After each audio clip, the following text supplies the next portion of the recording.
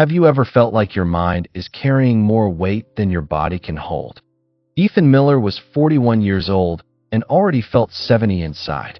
Operations manager at a Denver logistics company, husband to Elena, father to 8-year-old Leo, roles he wore like invisible armor that had grown too heavy to carry.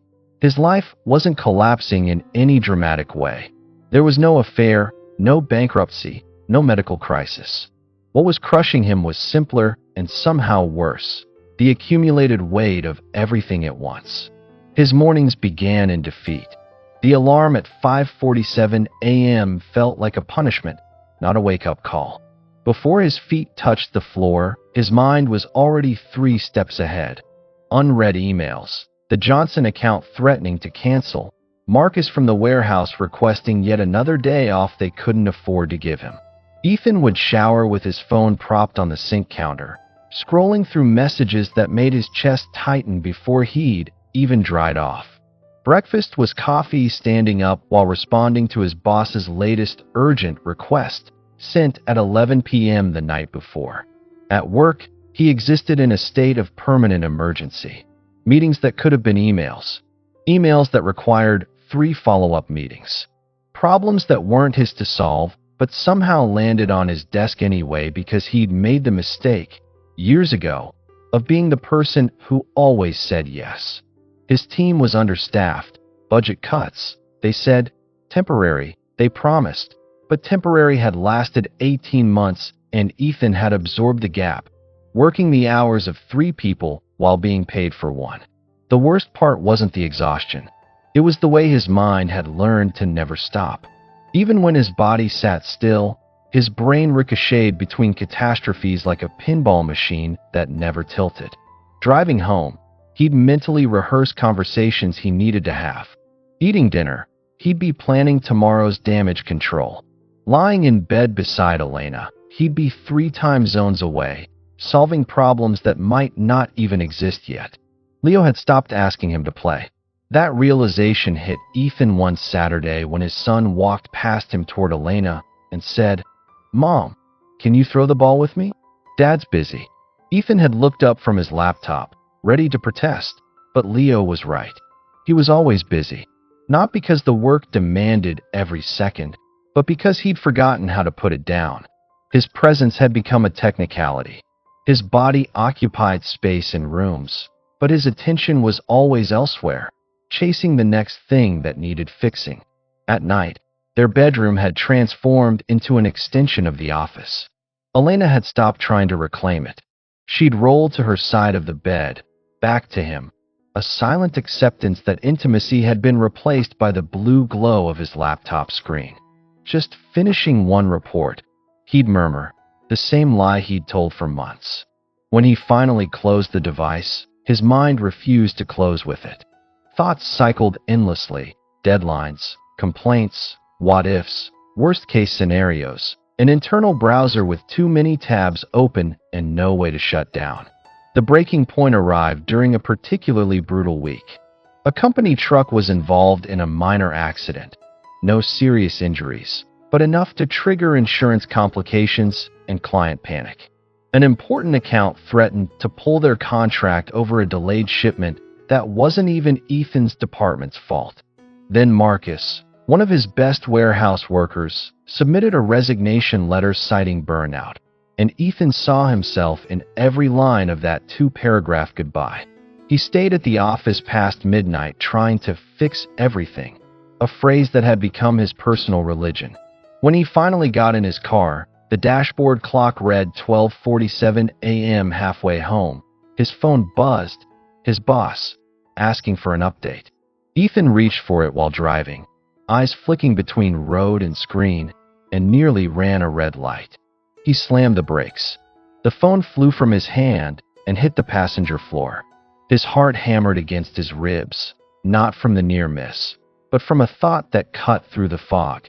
If I die like this, what will my son remember about me? The apartment was silent when he arrived. Elena asleep, Leo asleep. Even the city outside seemed to be holding its breath. Ethan moved through the dark rooms like a ghost, showering mechanically, brushing his teeth without seeing his reflection. He climbed into bed, turned off the lamp, and waited for sleep that wouldn't come. His body was exhausted, but his mind was a hornet's nest. Spreadsheets materialized behind his closed eyelids. Conversations replayed with different outcomes. Decisions that needed making multiplied into impossible scenarios. He shifted positions, left side, right side, back, stomach, as if the problem were physical and not the fact that he'd forgotten how to turn off. At 1:47 a.m., he gave up and reached for his phone. The intention was to just check something, the same excuse that had stolen hours of his life. But his fingers slipped, opening an app he rarely noticed, a children's audiobook player that Leo used sometimes to fall asleep. The screen glowed softly, showing a list of simple titles. One was marked as half-played, The Man Who Tried to Carry Everything at Once. Ethan stared at it. He didn't remember Leo listening to this one. Maybe Elena had played it weeks ago. It didn't matter. In his state of desperate exhaustion, he did something he couldn't quite explain later. He put in his earbuds, pressed play, and closed his eyes. The voice that emerged was calm, older, with the unhurried cadence of someone who knew that truth didn't need to rush. It began simply. Once there was a man who decided to save time by carrying everything in one trip. Ethan almost turned it off. A children's story. What was he doing? But the voice continued, and something in its steadiness kept him listening. The story described a man, no name given, no specific place, who lived in a village where he had to walk back and forth between his home and the market. Tired of making multiple trips, he convinced himself that efficiency meant carrying everything at once. He would load his arms with bags of grain, baskets of fruit, tools he'd borrowed, gifts he'd promised to deliver, the narrator said. He told himself he was being smart. Why walk twice when you can walk once? He thought. But as he walked, weighted down, strange things began to happen. The man started dropping things without noticing. An apple would roll away. A tool would slip from under his arm. He'd arrive home and realize he'd lost something important. A gift meant for a friend, a package that needed delivering. But instead of making the connection, he'd blame bad luck or others for not packing things properly, or the uneven road. The more he carried, the less he could hold, the voice said. And the time he thought he was saving was exactly the time he lost going back to retrieve what he'd dropped. Ethan's eyes opened in the darkness. That line landed differently than it should have. This was a children's fable, meant to teach a simple lesson about not being greedy. But lying there at 2 a.m, his mind finally quiet enough to hear something besides its own noise. The metaphor shifted into sharp focus. He was that man, not carrying grain in baskets, carrying projects, responsibilities, expectations, fears, the weight of being needed by everyone while forgetting to need himself. And he'd been dropping things, important things, moments with Leo, patience with Elena, his own health, promises he'd made to himself about boundaries and balance. The story continued. The man in the tale kept insisting he was fine, that carrying everything was proof of his strength, until one day he stumbled under the weight and fell. Nothing broke except his pride. Lying on the ground, surrounded by scattered belongings, he finally saw the truth. He'd been so afraid of taking too long that he'd forgotten where he was trying to go. The narrator's voice softened. So the man made a decision. Not a grand one, just a small, clear choice. He would make more trips. He would carry less each time. He would move slowly enough to notice what he was holding. Ethan felt something crack open inside his chest. Not pain exactly, but the ache of recognition. The story wasn't offering him a solution. It was showing him the shape of his own life from an angle he'd refused to see. The revelation wasn't mystical or complicated. It was devastatingly simple. You can't carry everything at once without losing what matters most. The man in the story began walking differently. Lighter loads, more presence. When people asked why he was taking longer, he'd say, "Because I want to arrive with what I started with." Some laughed at him. Some called him slow. But he noticed something. The things he carried now stayed in his hands. The gifts reached their destinations. The promises were kept. And the time he lost by moving slower was actually time he gained, because he stopped having to backtrack, apologize, repair what he'd broken by rushing. The truth he learned, the narrator concluded, was that speed is not the same as progress. And carrying everything is not the same as caring for anything. The audio ended.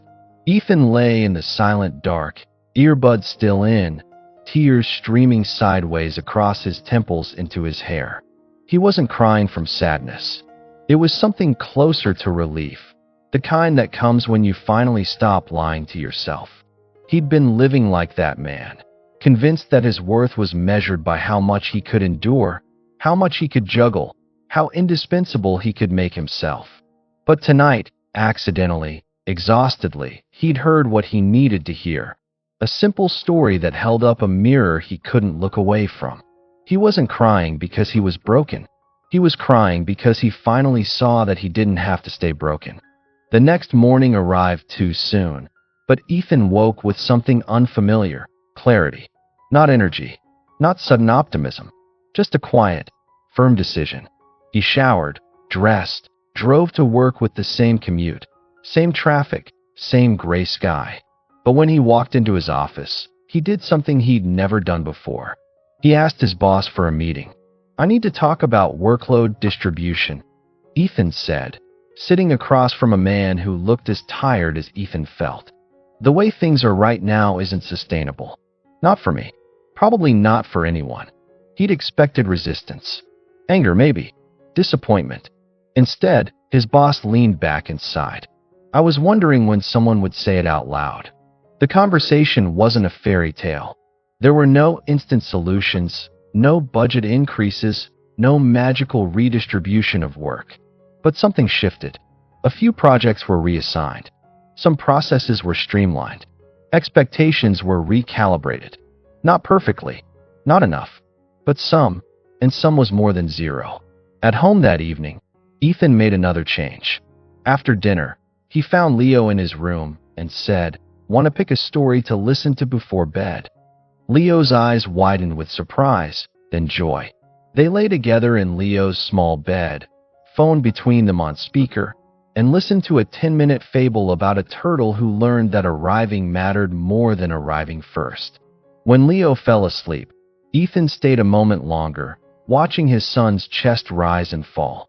Then he stood, turned off the light, and walked to his own bedroom.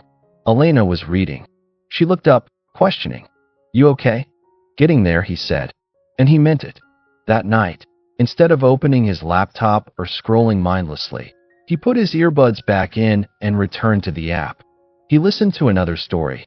This one about a gardener who learned that pulling weeds one at a time was faster than yanking at them all at once.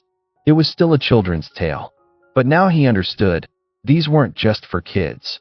They were for anyone who'd forgotten how to think simply. The practice became a ritual. Every night, after Leo was asleep, Ethan would lie in bed and listen to one short story. Some were better than others.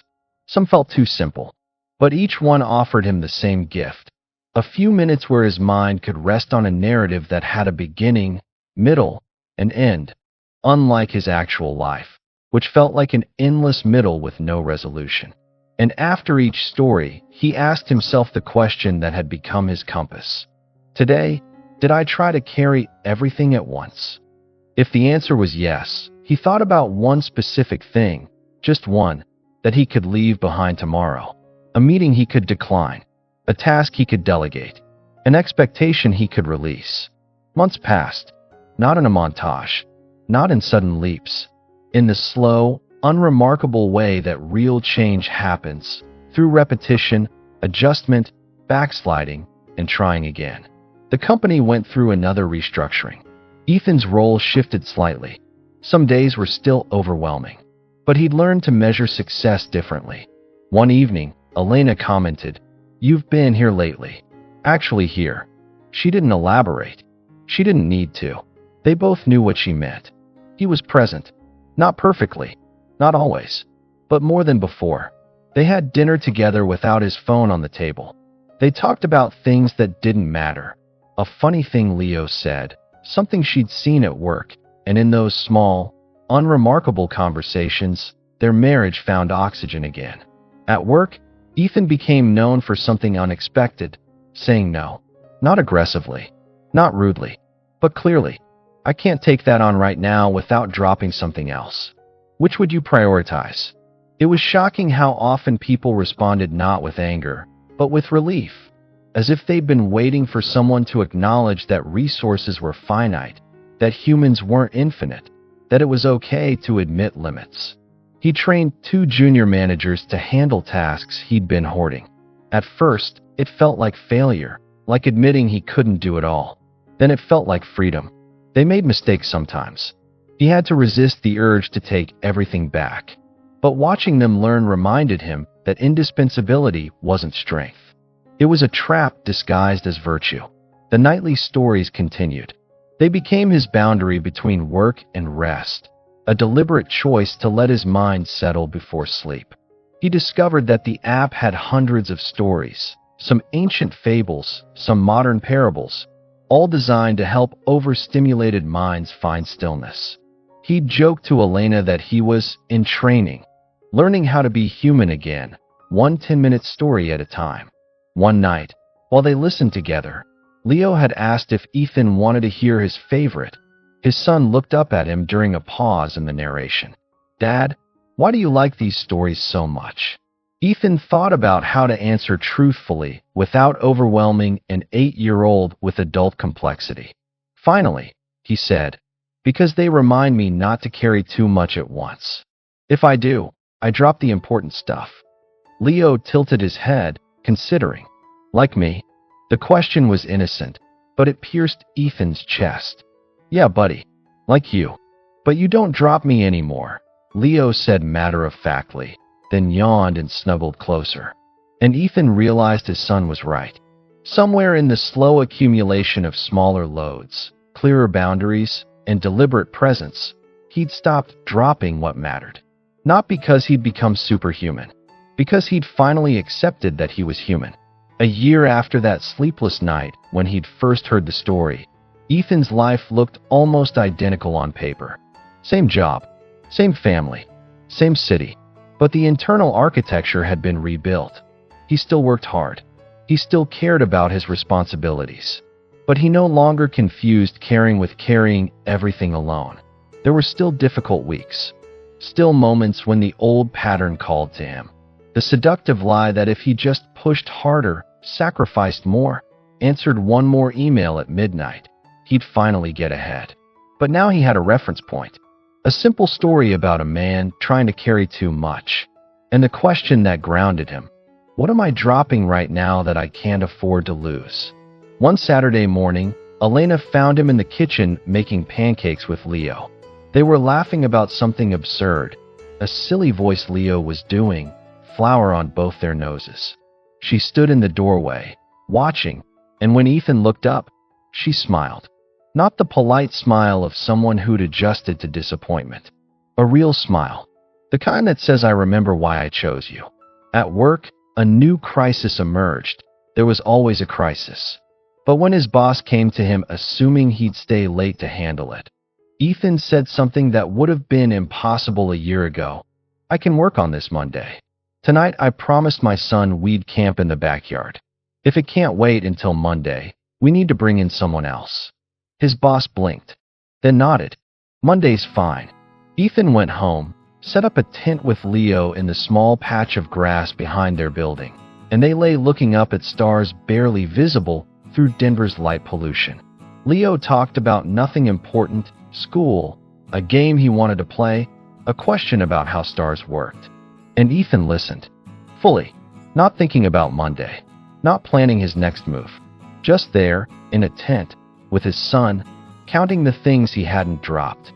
Before they fell asleep, Leo asked for a story. Ethan pulled out his phone, opened the app, and let them both listen to a tale about a lighthouse keeper who learned that the light only worked when he remembered to tend it, not when he tried to shine in every direction at once. When it ended, Leo was asleep. Ethan turned off the phone, looked at the glow of the tent fabric above them, and thought about the strange path that had brought him here. No guru, no retreat, no dramatic life change. Just a simple audio story, heard at the exact moment he was desperate enough to listen. The truth he'd learned wasn't complicated. It wasn't mystical. It was almost embarrassingly obvious. You were never meant to carry everything at once. The stories hadn't given him superpowers. They'd given him permission to be human, to have limits, to need rest, to choose carefully what he held and what he let go. And in learning to carry less, he discovered he was finally able to hold what mattered. Sometimes, the most overloaded mind doesn't need another productivity strategy. It needs a simple story, heard in the dark, that reminds it of something it forgot. You weren't built to carry everything at once. And the time you think you're saving by trying is exactly the time you lose when you have to go back for what you dropped. This story reminds us that sometimes the most exhausted mind doesn't need another strategy. It needs a simple truth, heard at the right moment, that shows us what we've been too busy to see. The weight you're carrying? You were never meant to hold it all at once. What's the one thing you could stop carrying today that would change everything? Which part of your life is begging you to make fewer trips with lighter loads?